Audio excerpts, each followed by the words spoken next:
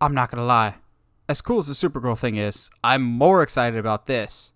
But I also have to eat a little bit of crow here and give credit where credit is due to someone.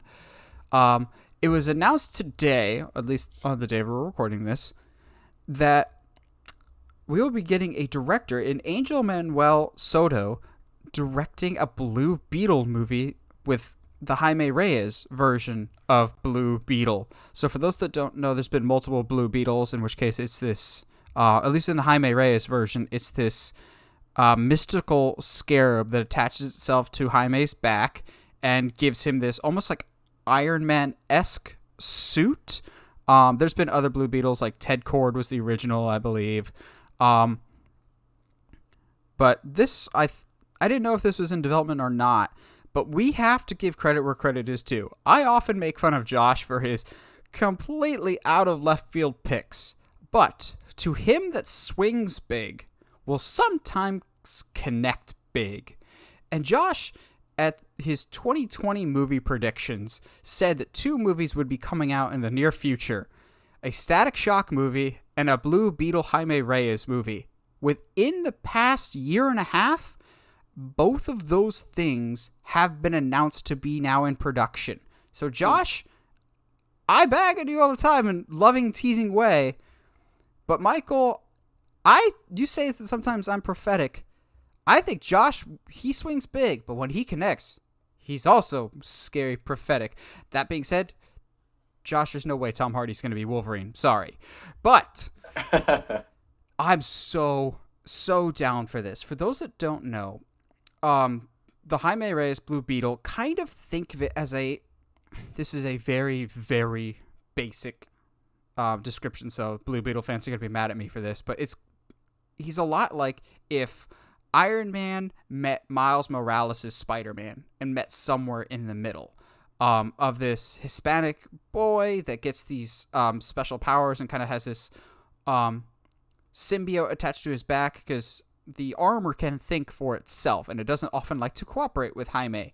But he's a really fun and interesting character. I really fell in love with the character on his appearances on Young Justice, I think starting in season 2, maybe. Season 2 or season 3.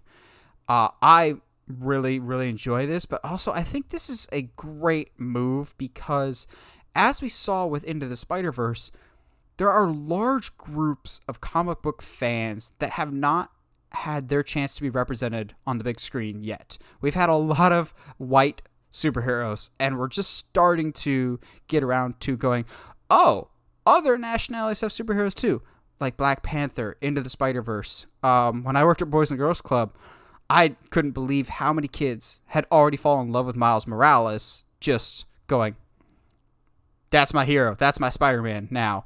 And I think there's a large contingency of young Hispanic kids that can have that same response to a Jaime Reyes Blue Beetle, because this would be the first true Hispanic superhero in the DC universe, at least for movies.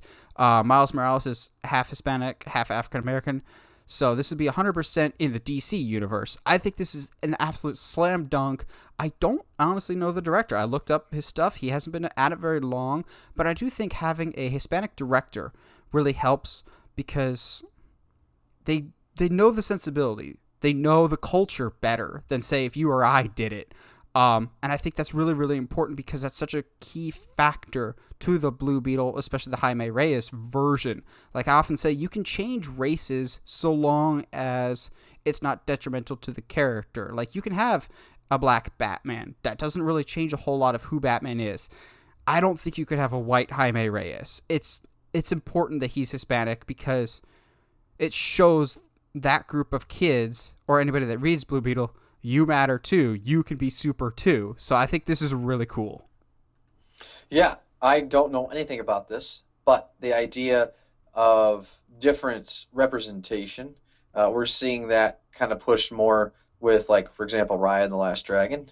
And you saw this with Coco, with Pixar's film Coco a few years ago.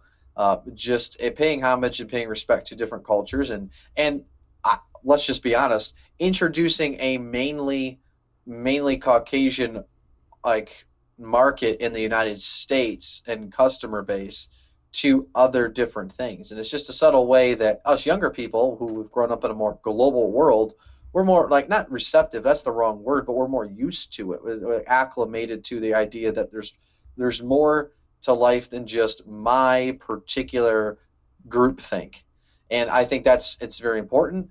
And because this is coming from this particular comic book series, they're staying faithful to it. Hey, awesome. I like superhero movies. I'm probably going to go see it, unless, for example, like we hear that it's a nightmare or something. I don't know, but hey, have faith in the fact that you're giving the set of keys over to people and giving them a shot. That is what I love. I like that different voices. I think deserve to be heard. That's how you keep story making fresh. That's how you innovate. That's how you push the genre forward. I wish I could say that about the future stuff we're going to talk about here, but this is a win to me. I'm really excited for it.